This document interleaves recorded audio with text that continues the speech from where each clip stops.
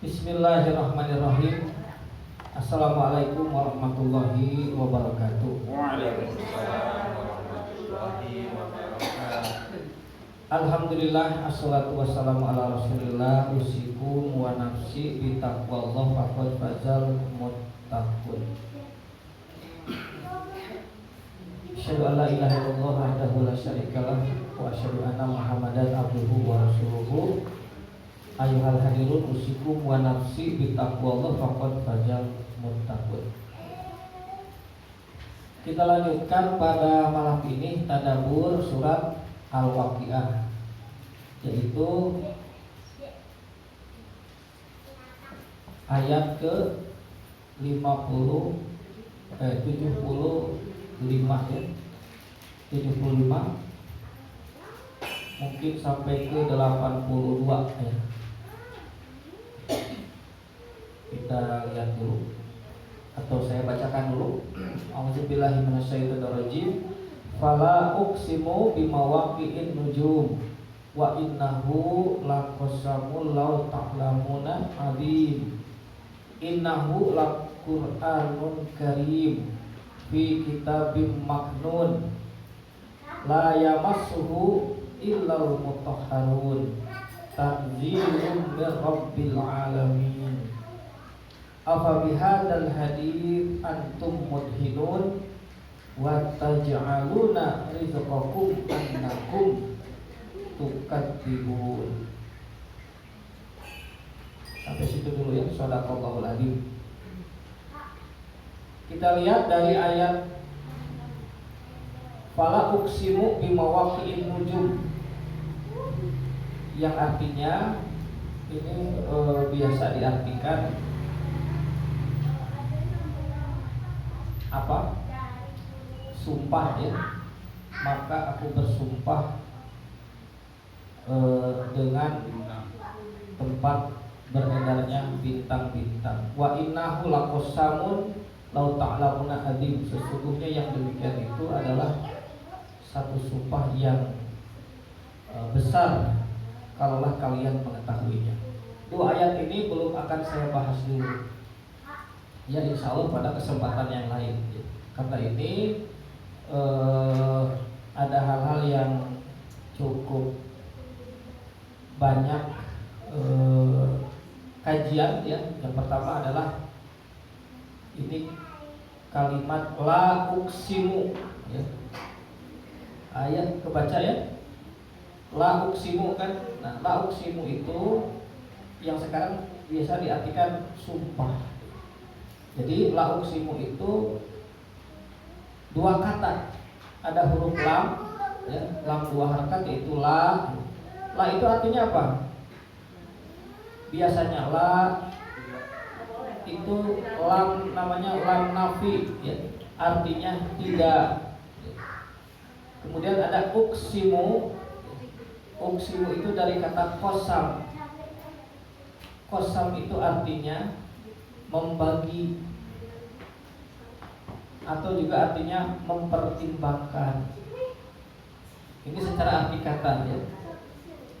Jadi arti la uqsimu sama dengan aku tidak membagi-bagi atau aku tidak mempertimbangkan. Itu secara arti kata. Mawaqi'in nujum, mawaqi artinya tempat keberadaan. Nujum artinya bintang-bintang. Kemudian wa innahu, dan sesungguhnya itu laqasamun, benar-benar qasam. Tadi arti qasam itu bagian, pembagian. Lau ta'lamuna, kalau kalian mengetahui. Adib, adib itu artinya besar. Tapi belum akan dibahas karena ini harus ditinjau dari berbagai persoalan ya. Insya Allah pada kesempatan lain. Kita langsung saja ke ayat berikutnya. Innahu laqur'anun karim. Sesungguhnya yang demikian itu atau dia itu adalah benar-benar Qur'anun karim. Quran artinya bacaan. Secara arti kata Al-Quran atau Quran itu sama dengan bacaan. Karim ini kata sifat artinya mulia ya. Jadi sesungguhnya yang demikian itu itunya kemana? Itunya yang pertama bisa kepada yang kita baca surat Al-Waqiah ini, atau juga kepada apa yang sudah diceritakan di dalam ayat 1 sampai dengan ayat kesekian. Itu semua adalah benar-benar Quranul Karim, Quran yang mulia atau bacaan yang mulia. Tahu nggak arti mulia? Ya, mulia itu sama dengan satu bacaan, tapi ini di sesuatu yang sangat suci atau sakral, ya, bukan bacaan yang sembarangan, gitu. Makanya mulia. Seperti orang yang mulia, yang mulia berarti punya kedudukan tinggi, gitu ya. Nah ini bacaan mulia, berarti bacaan ini punya kedudukan yang tinggi dibanding dengan bacaan-bacaan yang lain. Kan kita suka baca ya, baca apa aja kan, baca buku, baca koran, baca majalah. Kalau sekarang kita baca bacaan-bacaan, tulisan-tulisan di internet gitu kan, itu juga bacaan Quran ya, kita sering baca. Bacaan itu disebut Quran. Nah, apakah bacaan itu mulia? Ya belum tentu gitu ya. Jadi yang disebut dengan Quranul Karim berarti bacaan itu punya kedudukan mulia, kedudukannya tinggi dibanding dengan bacaan-bacaan yang lain. Jadi ini Al-Quran, ini bacaan yang punya kedudukan yang sangat tinggi, yang bernilai agung, bernilai luhur sebagai sebuah bacaan. Nah, kemudian kita lihat ayat berikutnya, fi kitabin maknun. Fi kitabin maknun. Dia bacaan itu ada di mana? Berada di kitabin. Kitab itu artinya tulisan. Ya. Jadi kalau dari kata kerja kataba, ya, kataba yaktubu, kitab itu artinya menulis. Jadi Quran ini ada di dalam tulisan, dan tulisan itu disebut maknun. Apa artinya maknun? Yang terjaga, yang terpelihara. Nah, dari kata maknun ini asal katanya dari, coba aja perhatikan, ini namanya isim maf'ul ya. Jadi huruf asalnya kata maknun itu dari kaf, nun, nun ya. Kana gitu ya. Atau dari kanana, kana. Asal katanya itu dari kata kanun atau kanon. Pernah dengar kanon ya? Jadi kanon itu atau kanun itu artinya tulisan atau lembaran yang otentik, yang asli, disebut kanon. Jadi kanon itu lembaran-lembaran atau buku ini yang disimpan karena itu bernilai asli dari penulisnya. Nah, maka dikatakan maknun, fi kitabin maknun. Quran ini ada di dalam tulisan yang terpelihara, yang terjaga keasliannya. Tuh, jadi yang kita baca Quran ini adalah kitabin maknun. Ini adalah kitab tulisan yang maknun, yang terjaga, terpelihara keasliannya. Jadi dari awal Quran itu turun dari malaikat Jibril, dibacakan kepada Nabi. Apa yang diucapkan Jibril itu tidak ada yang berubah, berbeda dari yang kita baca sekarang. Jadi ini semua adalah asli, ya, namanya maknun ya. Jadi tidak ada perubahan. Ini disebut fi kitabin maknun. Jadi yang pertama, Quran ini mulia, punya kedudukan yang tinggi sebagai satu bacaan, dan juga dipelihara di dalam kitab, sehingga istilahnya disebut kitab suci. Apa? Kitab suci. Karena kitab itu bernilai suci. Yang suci itu berarti kedudukannya tinggi ya. Itu Al-Qur'an ya. Jadi fi kitabin maknun. Kemudian ayat berikutnya la yamassuhu illal mutahharun. Tidak ada yang menyentuhnya. Menyentuh apa? Menyentuh Al-Qur'an kecuali al-mutahharun, orang-orang yang disucikan, dibersihkan. Nah, jadi Quran ini bacaan yang mulia, yang suci, yang terpelihara keasliannya. Quran ini tidak bisa disentuh kecuali oleh yang disucikan. Disucikan itu apa? Dibersihkan. Jadi orang-orang yang akan menyentuh Al-Quran harus disucikan dulu. Kita tanya sekarang, kita suci nggak? Ya, suci dari apa maksudnya? Disucikan, dibersihkan, bersih dari apa? Nah, sehingga ada nanti pendapat atau anggapan harus berwudu dulu gitu ya. Kalau kita mau pegang Al-Quran gitu. Tapi tanpa wudu pun bisa kok nyentuh, ya enggak? Nah, di sini jadi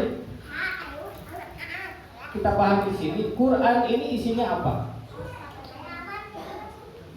Bacaan. Bacaan itu isinya tentang apa? Tentang ajaran, tentang ilmu. Jadi Al-Quran itu isinya ilmu, pengetahuan, berisi ilmu pengetahuan untuk mengisi alam pikiran, dan yang kedua untuk menjadikan pedoman di dalam laku perbuatan. Jadi Al-Quran itu ada dua, pedoman berpikir supaya berpikir benar tentang hakikat hidup ini, dan yang kedua pedoman bertingkah laku, pedoman berbuat, ayat 2. Nah, ini Quran sebagai ilmu tidak bisa disentuh. Jadi Quran, menyentuh Quran itu menyentuh apanya? Menyentuh ilmunya. Jadi manusia tidak akan bisa menyentuh ilmu yang ada di dalam Al-Quran kecuali manusia itu harus mutahharoh. Mutahharoh itu bukan bersih tapi dibersihkan. Jadi orangnya harus dibersihkan. Dibersihkan apanya? Nah, nanti jangan salah paham, bukan dibersihkan fisiknya. Dibersihkan fisiknya oleh sama air gitu. Jadi air itu membersihkan fisik. Al-Quran bukan masalah fisik, tetapi masalah ilmu, masalah ajaran, ya, untuk mengisi pemikiran manusia untuk menjadi pedoman hidup. Sehingga yang paling utama yang harus bersih itu adalah bersih pemikiran. Jadi yang bisa menyentuh Al-Quran adalah yang harus dibersihkan dulu pemikirannya. Mengapa pikiran itu harus bersih? Karena yang namanya pikiran itu, ya, bisa ada pikiran yang yang murni, ada pikiran yang kotor gitu, ya. Jadi yang namanya pemikiran, alam pikiran itu pasti setiap manusia punya banyak unsur-unsur, ya, yang mengisi atau mewarnai alam pikirannya. Pendapat-pendapat gitu ya, atau nanti ide-ide, ya, yang berasal dari manusia. Nah, sehingga untuk bisa memahami, menyentuh pemikiran Al-Quran, pikiran kita harus bersih dulu, atau istilahnya steril, sehingga baru bisa kita memahami makna isi Al-Quran. Sekarang saya tanya, pikiran manusia steril enggak? Enggak steril. Jadi manusia dengan pemikirannya itu aya anu steril, anu bersih benar-benar. Karena setiap pikiran manusia sudah dimasuki unsur-unsur pendapat-pendapat, pemikiran-pemikiran orang lain masuk. Sehingga jangan sampai, jangan sampai kita memahami Al-Quran ada ikut campur pemikiran-pemikiran pendapat manusia. Itu yang tidak boleh dan tidak akan masuk. Begitu. Bisa dipahami di sini, ya. Jadi yang dimaksud la yamassuhu ilal mutahharun adalah tidak akan bisa menyentuh makna pemikiran Al-Quran ini kalau orangnya masih belum steril pemikirannya, cara berpikirnya. Masih kena ayat pikiran-pikiran, bentukan-bentukan dari manusia, pendapat-pendapat manusia, itu tidak boleh. Dengan kata lain begini, bahwa jangan memahami Al-Quran berdasarkan tafsir, nah, tafsir yang diberikan oleh pendapat-pendapat manusia. Namanya juga tafsir. Nah, tafsir itu nanti berbeda-beda, ya, berbeda-beda. Si A menafsirkan begitu, si B menafsirkan begini, nah si C menafsirkan begini. Nah, yang kita butuhkan itu sebenarnya bukan tafsir, tetapi apa? Terjemah. Ya. Jadi Al-Quran ini yang dibutuhkan adalah terjemah. Namun tenang, apa bedanya terjemah dengan tafsir? Kalau tafsir itu keterangan tambahan, ya, dari penafsir. Jadi ada ilmu keterangan untuk menambahkan. Tapi kalau terjemah itu alih bahasa. Jadi yang kita perlukan itu hanya bagaimana alih bahasa, ya, yang tepat, yang benar, ya, menurut bahasa kita, menurut bahasa Indonesia begitu. Ya, jadi dalam tadabbur Quran ini yang harus kita lakukan adalah bagaimana mencari padanan kata yang tepat dalam bahasa Indonesia sehingga maknanya bisa kita serap dengan baik, dengan benar. Jadi jangan tergantung kepada tafsir. Bukan tidak boleh belajar tafsir, bukan, silahkan belajar tafsir, ya, tetapi jangan tergantung kepada tafsir. Sebagai pendapat boleh sah-sah saja. Agar kita mendapatkan sentuhan ilmu Allah ke dalam otak kita, ke dalam pikiran kita, maka kita harus jernih, steril dulu pikiran-pikiran gitu. Ya. Contohnya apa? Contohnya Quran yang sudah mengalami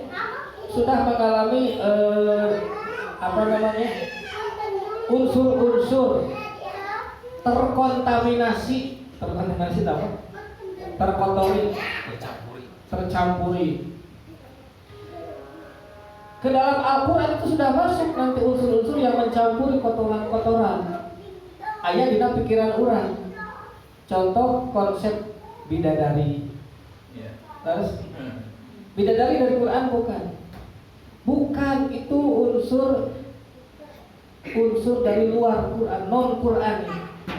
Tapi lebat karena Al-Quran. Itu karena ada orang yang sudah memahami barangkali dari agama lain, agama Hindu Buddha, atau dari mitos-mitos, cerita-cerita, sehingga pikiran dia dimasukkan ke dalam Al-Quran untuk mentafsirkan Al-Quran.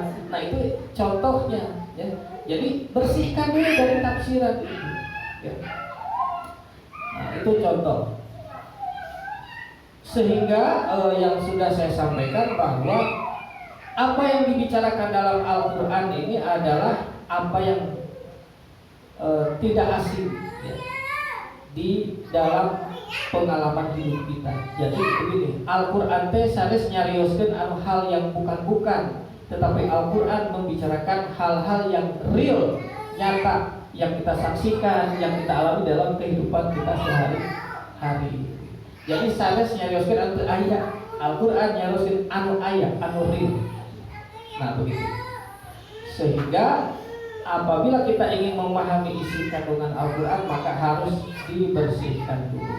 Nah, unsur-unsur yang mengotori, ya, pemikiran manusia itu disebut dengan unsur-unsur syirik. Ya, unsur naon? Syirik. Ya, syirik itu sudah unsur-unsur yang istilahnya itu musyrik, ya. Jadi orangnya itu disebut musyrik, menyekutukan Allah, ya, dengan hal-hal yang di luar ajaran Allah. Jadi ada unsur-unsur di luar ajaran Allah dimasukkan ke dalam agama dan itu dianggap agama ajaran Allah. Nah, yang demikian disebut musyrik. Ini bersihkan dulu. Nah, itu barangkali ya tentang apa? Quran. Quran itu mulia, tinggi, dia terjaga, terpelihara otentisitasnya, ya, keasliannya, dan ini hanya bisa disentuh oleh orang-orang yang juga harus dibersihkan pemikirannya. Gitu. Jangan dicampur aduk dengan pemikiran-pemikiran pendapat dari manusia. Gitu. Supaya apa? Supaya nyampe. Gitu. Kita lanjutkan. Nah, Quran ini tanzilun min rabbil alamin. Quran itu turun, tanzil turun min rabbil alamin. Dari siapa? Dari Tuhan pemilik sekalian alam. Rabbil alamin, alamin sebenarnya artinya adalah, kalau dikatakan alam, ya, alam itu terlalu luas. Tetapi al-alamin yang dimaksud di dalam Al-Quran adalah umat manusia. Ya, baru dengar nggak? Apa ini pendapat Ustadian? Bukan. Ini secara bahasa al-alamin itu sebenarnya artinya manusia, ya, dari kata alam. Alam itu artinya ilmu. Dari kata ain lam mim. Sehingga alam itu artinya makhluk yang berilmu. Kantos. Ya, kata alamin ini asal katanya dari alif lam mim. Ain bukan alif. Ain lam mim. Jadi dari kata ilmu. Nah, kemudian menjadi alam. Alam itu makhluk yang berilmu. Siapa makhluk yang berilmu? Hewan atau manusia? Manusia. Ya, jadi makhluk yang mengenal ilmu itu adalah manusia. Jadi al-alamin itu sebenarnya artinya insan, manusia sebagai makhluk berilmu atau makhluk berakal. Karena Al-Quran ini adalah rahmatan lil alamin. Sering dengar kan? Apa itu rahmatan lil alamin? Rahmat bagi seluruh alam. Quran ini bagi alam binatang bukan? Bukan. Tapi khusus bagi manusia, sehingga ini rahmatnya bagi manusia. Sehingga lil alamin artinya lil manusia, dan manusia itu disebut sebagai al-alamin karena berhubungan dengan makhluk Allah yang berilmu pengetahuan. Nah, itu ya. Jadi ini tinjauan secara bahasa. Ya. Jadi kalau dikatakan alam itu terlalu luas. Alam untuk Al-Quran menggunakan sebutan alam itu samawati wal ardi. Nah, itu baru alam semesta itu samawati wal ardi. Tapi kalau al-alamin sebenarnya artinya adalah makhluk berakal atau al-hayawanun natik atau homo sapiens. Ternyata homo sapiens. Homo sapiens itu binatang yang berpikir, hewan yang berpikir. Nah, itu dalam istilah Al-Quran adalah al-alamin. Kemudian kita perhatikan ayat berikutnya. Afa bihadzal hadits antum mudhinun. Apakah dengan keterangan ini kalian menganggap remeh? Ya, mudhinun artinya yang meremehkan, yang menganggap remeh. Jadi Al-Quran ini adalah satu hadis. Ya. Apa bihadzal hadis? Apakah dengan hadis ini? Ya. Kita biasanya membedakan ya Quran, ya hadis, benar? Padahal jangan dibedakan. Al-Quran itu hadis. Ya. Hadis itu artinya cerita, berita, keterangan. Nah, itu disebut hadis. Ya. Menceritakan, memberitakan kata kerja itu namanya haddasa.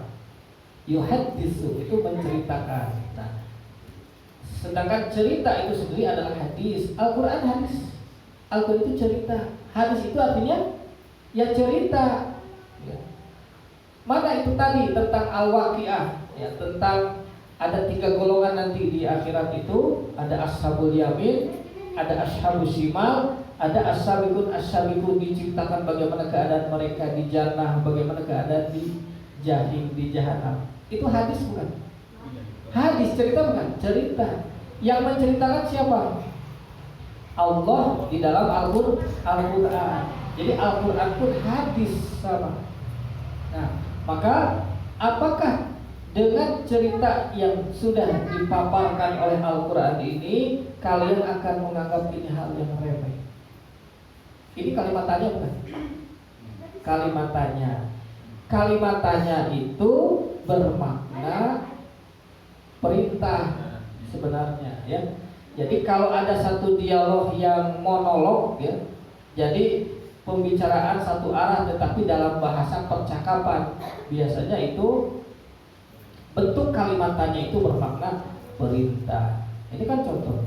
Apakah kalian mau anggap remeh cerita ini? Cerita yang sudah kita bahas sebelumnya. Mau anggap remeh itu, menyepelekan hal itu, ya, itu mengandung arti jangan menganggap remeh. Ini adalah kebenaran, ya. Apa yang diceritakan itu adalah hal yang sebenarnya. Kemudian wa taj'aluna rizqakum annakum tukadzibun. Wa taj'aluna, apa taj'aluna? Dan kalian menjadikan apa? Rizqakum, rezeki kalian. Kita semua dapat rezeki, mendapatkan limpahan rezeki dari Allah. Manusia, makhluk yang hidup di langit dan bumi ini, ya, itu mendapatkan rezeki dari Allah. Dengan rezeki ini, apakah kalian mau menjadikan rezeki untuk apa? Di sini dikatakan annakum tukadzibun, bahwa kalian mendustakan. Apa yang didustakan? Mendustakan hadal hadis ini, Quran ini.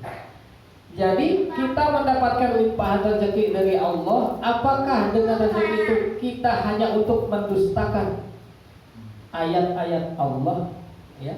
Nah, jadi ini juga sebenarnya bermakna perintah.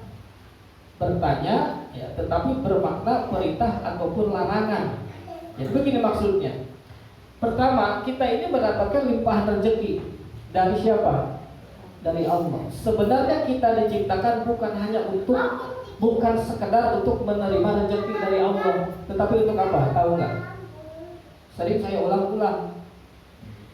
Kurang hidup di dunia saya mau saukur nampi rezeki, nampi nikmat di Allah, tapi keluarnya bakal nampi rahmat, nampi pelajaran. Jadi Al-Quran ini adalah rahmat, kanyaah, pelajaran kami orang sadaya. Jadi anu utama nak orang diciptakan selesai nampi rezeki atau nampi rahmat? Anu utama nampi rahmat. Air rezeki mah itu hanya alat, itu hanya sarana sehingga kita bisa menerima rahmat. Paham? Jadi kita ini dibekali oleh Allah, diberi kehidupan yang layak di dunia ini dengan segala sumber daya yang sudah tersedia. Sebenarnya untuk apa? Untuk menerima pelajaran ayat-ayat Allah. Ibaratnya kieu anak sekolah disuruh belajar yang baik, benar? Nah, si anak yang disekolahkan kira-kira dikasih bekal nggak sama orang tua? Pasti dikasih bekal. Ini bekal kamu, ini ongkos kamu, ini buat jajan kamu, betul? Tapi gak cukup. Jangan sampai si anak itu nanti kelaparan waktu belajar, kehausan, kan kasihan. Nah, itu diberikan pembekalan, bekal-bekal secukupnya untuk apa? Agar bisa sekolah, belajar, konsentrasi. Kan begitu. Nah, begitu juga kita. Di dunia ini kita diciptakan, yang kita tahu pokoknya kita mendapat rezeki itu saja. Padahal tidak. sebenarnya ada tujuan utama kita diciptakan, dihadirkan di dunia ini dengan segala limpah rezeki untuk apa? Untuk menerima pelajaran. Nah, maka di sini kita mendapatkan satu sindiran dari Allah. Apabila kita dengan Al-Quran itu mendustakan artinya apa? Menganggap dusta, menganggap bohong. Ya pelajaran bohong sama dengan meremehkan tadi.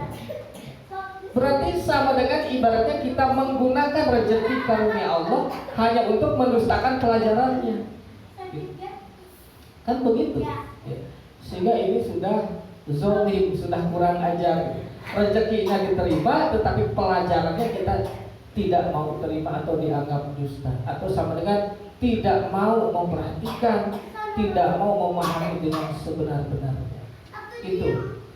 Nah, jadi jangan sampai kita termasuk golongan wataj'aluna rizqakum annakum tukadzibun, dan kalian menjadikan rezeki yang telah kalian terima untuk mendustakan ayat-ayat Allah. Nah, begitu. Jadi barangkali itu dulu, barangkali untuk sementara yang bisa saya sampaikan ya.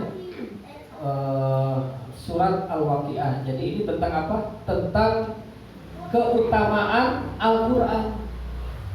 Ya, bahwa Al-Quran ini bukan sesuatu yang, ini bukan hal yang biasa-biasa yang ada di rumah kita yang suka kita baca. Ini sesuatu yang agung, mulia, suci, dan ini harus benar-benar dipahami.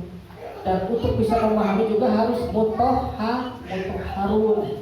Mutahharun itu artinya harus pembersihan diri kita dari pikiran-pikiran yang unsur-unsur yang pikiran-pikiran non-Qur'ani. Maka dengan tadabbur Quran ini ya, kita di sini hadir untuk tadabbur Al-Quran. Jadi tadabbur Al-Quran ini sekali lagi, ini bukan belajar tafsir ya. Bisa dibedakan nggak Bapak Ibu? Jadi tadabbur Quran itu bukan mempelajari tafsir Al-Quran. Kalau tafsir Al-Quran itu memahami keterangan-keterangan para penafsir ya. Menurut pendapat A, pendapat B, akhirnya masuk semua ya, keterangan-keterangan di kepala kita. Nah, tadabbur Quran bukan itu. Tadabbur Quran adalah memahami kalimat-kalimatullah ya, secara bahasa apa adanya yang ada pada kalimat ayat-ayat Allah, sehingga itu kalimat-kalimat itu kita kita sorotkan ke dalam realitas hidup kita ya. Jadi apa yang dibicarakan dalam ayat-ayat Allah itu adalah membicarakan tentang apa yang kita alami di dalam kehidupan kita sehari-hari. Jadi Al-Quran itu tentang realitas hidup itu. Barangkali begitu ya, kurang lebihnya mohon maaf. Mudah-mudahan ada manfaatnya. Yang benar itu dari ayat-ayat Allah, yang keliru tentunya dari saya sendiri. Untuk insya Allah pada kesempatan lain siap untuk diluruskan atau diperbaiki apabila ada hal-hal yang keliru atau tidak pas. Demikian, walhamdulillahirabbil alamin. Wabillahi taufiq wal hidayah. Assalamualaikum warahmatullahi wabarakatuh. Waalaikumsalam warahmatullahi wabarakatuh.